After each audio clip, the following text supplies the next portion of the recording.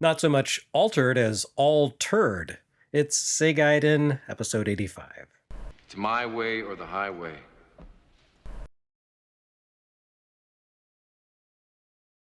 We come to a tentpole release for Sega, one of their most important creations of all time.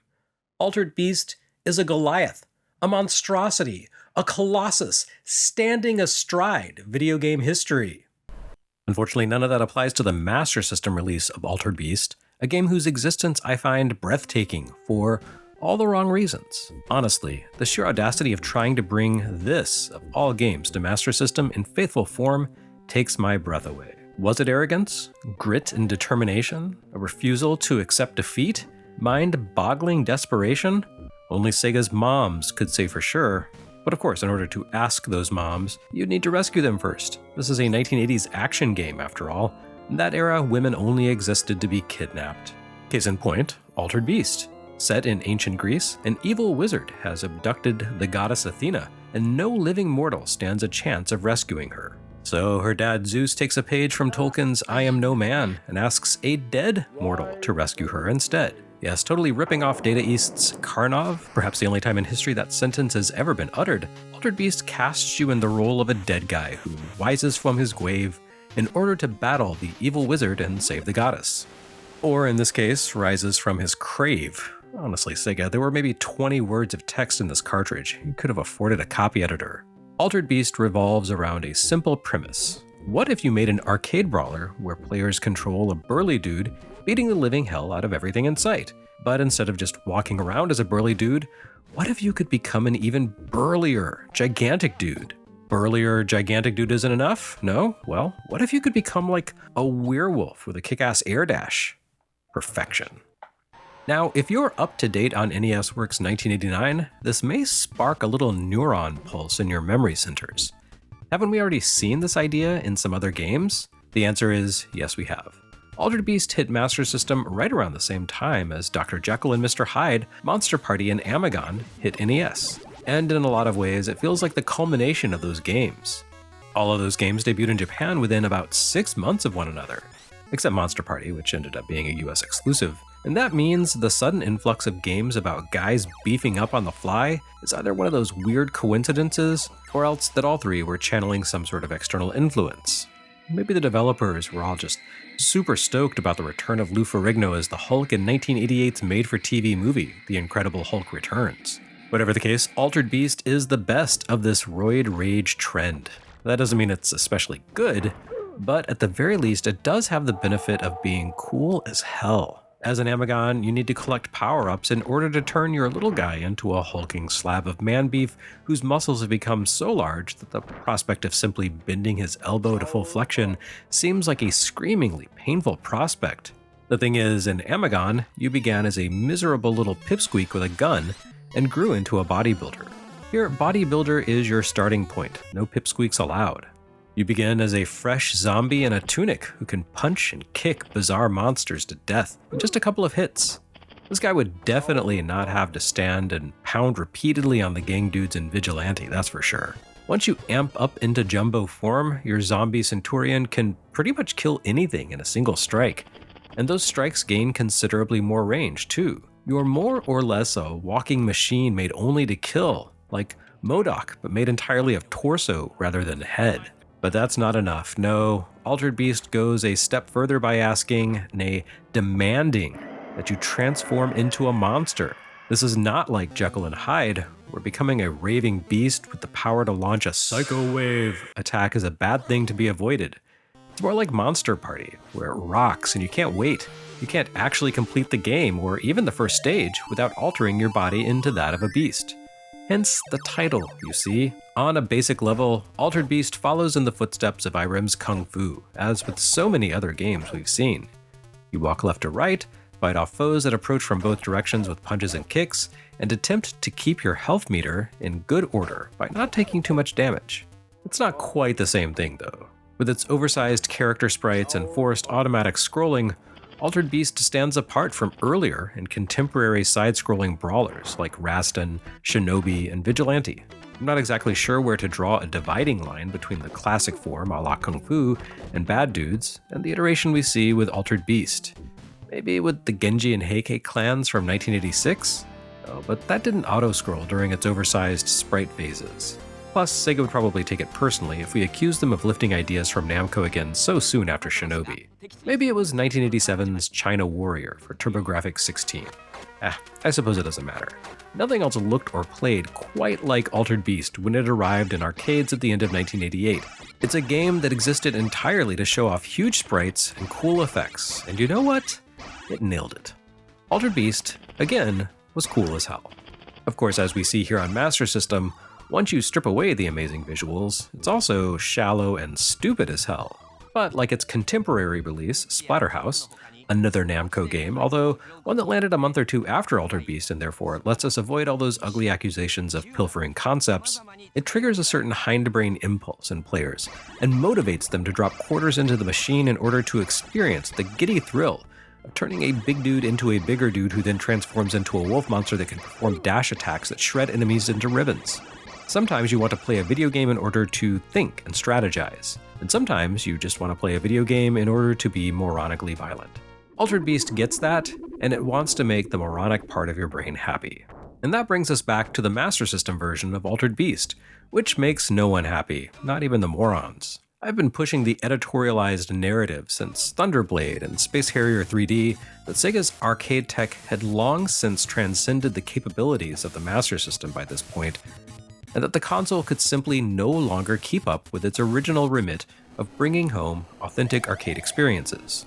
And really, if we look at the best Master System games of late 1988 and beyond, I'd argue that the only arcade conversions worth a damn were the overhaul of Shinobi and Compile's adaptation of R-Type. The Master System still has plenty of life in it, but the late-life masterpieces like Phantasy Star, Ys, Wonder Boy 3, and so forth either came to be as Master System originals or made their way over to the console from home computers.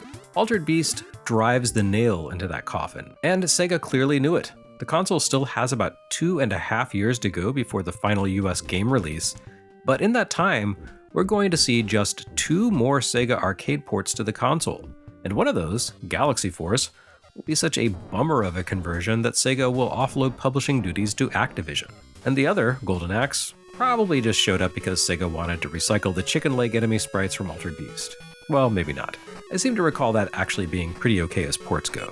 Which is certainly more than anyone can say about Altered Beast on Master System. I mean, God bless Sega for even trying, and for pretty accurately capturing the scale and aesthetic of the arcade game. It certainly looks a lot more faithful to the arcade game than the sad little Famicom conversion that Asmic Ace plopped into reality over in Japan. And the less said about the European microcomputer versions, the better, obviously. But just because everyone else's efforts were irredeemably dire doesn't make this Altered Beast good by any stretch of the imagination. For starters, it does the Donkey Kong on NES thing and drops one of the arcade game's stages, reducing the number of levels you have to conquer from 5 to a mere 4. The funny thing is that there's not really much to each stage. Each level consists of a straight line of ground and some sparse platform spanning about 6 screens worth of space. Nevertheless, that was just too much for Sega to cram into this cart, so we lose, I believe, the 4th level and its boss. Now, did many people actually get far enough into this game to actually notice the fact that you never play the stage where you transform into a werebear? It's hard to imagine that they did. Sega tuned Altered Beast in arcades so that it would absolutely demolish the stack of quarters that kids brought along. Not only did it feature 2-player simultaneous action, it was stupid hard and prompted you to insert another coin when you died in order to continue on the spot. And die you did. Sega did not change this tuning for the home version, but they hid the option to continue behind a cheat code, rather than allowing you to continue fighting indefinitely. As with so many arcade-to-home conversions, of course, but this one has the drawback of being much clumsier on Master System than in its coin-op incarnation. Altered Beast on Master System does indeed capture the scale of the arcade game's action with enormous sprites that truly recreate the beefy vibe. But those huge sprites come with a drawback. If you thought Vigilante felt choppy and sluggish, Altered Beast will redefine the meaning of those words for you. I compared Time Soldiers unflatteringly to Micronic's port of Akari Warriors to NES, but Altered Beast really does feel redolent of a Micronix conversion. The sputtering animation and slow, jumpy screen rendering constantly undermine the action, making your hulking Centurion feel unresponsive at the best of times. It doesn't help that the hitboxes are once again kinda weird. Certain animations, most notably the crouching anti-air kicks you need to perform to knock flying enemies out of the air, proving especially tricky to land properly in the heat of action. And you might as well forget about launching proper aerial attacks. Lacking a third action button on the Master System controller, Altered Beast prioritizes punches and kicks, understandably.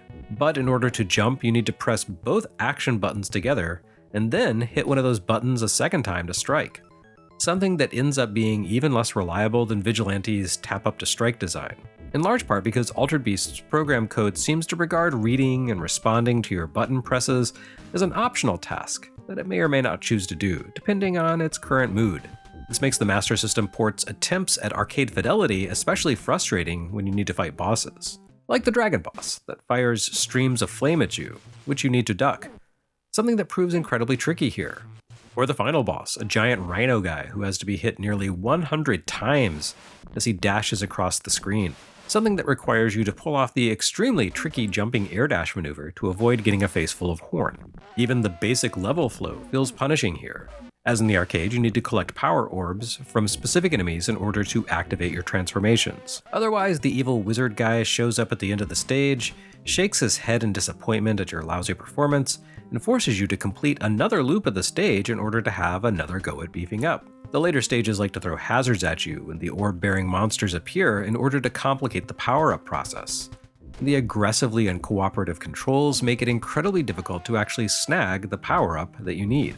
Altered Beast showed up on a lot of systems that weren't really suited to host its high-impact visuals and deceptively precise action, so I don't want to make some sort of exaggerated claim about how this is the worst port of the game ever.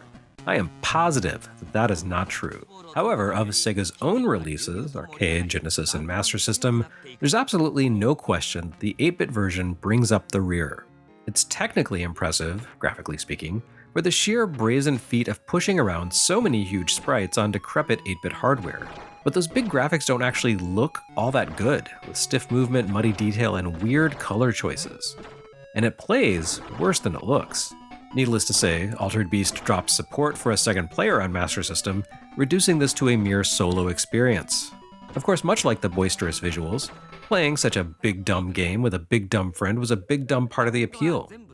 This is Altered Beast diminished, a hollow shell of the arcade version. The entire enterprise seems like a bad idea.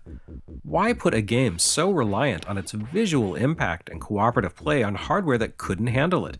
Especially when a proper 16-bit conversion was only a couple of months away on Genesis. But then, maybe that was the point. Not so much a consolation prize for reluctant upgraders as a case in point for the necessity of upgrading. Marketing during the 16-bit transition involved a lot of compare and contrast imagery with older 8-bit games, often misguided or misleading. But holding Altered Beast for Master System next to Altered Beast for Genesis made a pretty compelling argument for the new generation. Here's a game that the most powerful 8-bit console can barely get running, but look how effortless and arcade accurate the Genesis version is. Still, for all of that, I don't want to come down too harshly on this port. It's a misbegotten venture on every level. The team that was handed the mandate to somehow squeeze Altered Beast into a Master System ROM did a shockingly impressive job of making it happen. Aside from dropping that one stage with the Werebear, the 8-bit Altered Beast team actually pulled off what they were supposed to accomplish. Is the game a smooth, visually resplendent experience that does justice to the arcade machine and makes a satisfactory substitute for the Genesis port? Oh, of course not, but what maniac thought that was going to happen on this console? That this adaptation exists at all and looks as substantial as it does really serves as a testament to the technical skill and dogged determination of Sega's home development teams. I mean, look at how big your dude is on screen, and how much bigger he can get. This version still manages to cram the iconic voice samples into the code, along with 4 of the 5 beast transformations and all of their attendant attack enhancements. You even get the memorable transformation cutscenes, scaled back and clumsily silent, but present all the same. This effort adds up to a total wash, yes, but imagine what kinds of things the folks who pulled off this feat on Master System will be able to create down the road once they get to work on hardware that can actually handle the amount of stuff that they want to throw at the screen. Every wheezing groan of the Master System hardware as it strains to fulfill this impossible onus sounds at once like an apology and a promise. This ain't it, folks, but just you wait. And the wait wouldn't be long. Altered Beast featured on the cover of the 6th issue of Sega Challenge. The requisite 2-page spread is the usual empty marketing hype, but it does include a handy cheat code to give your zombie Centurion a health boost right out of the gate, which is a nice touch.